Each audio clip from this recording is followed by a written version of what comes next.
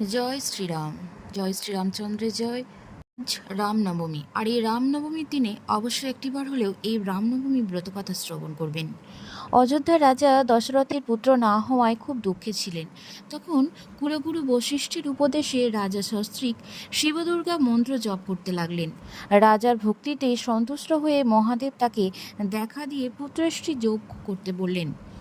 দশরথ অনেক চেষ্টা করে ঋষ্যশৃঙ্গ মুনিকে আনিয়ে যজ্ঞ করালেন। সেই যজ্ঞের চরু খেয়ে কৌশল্যা গর্ভবতী হলেন।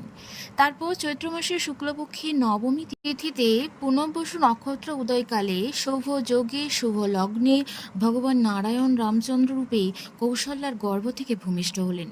রাজ্যে খুব আনন্দ উৎসব করে এই দিনটি পালিত হতে থাকলো। এই দিনটি খুবই পূর্ণ দিন, তাই একে বলা হয় রামনবমী।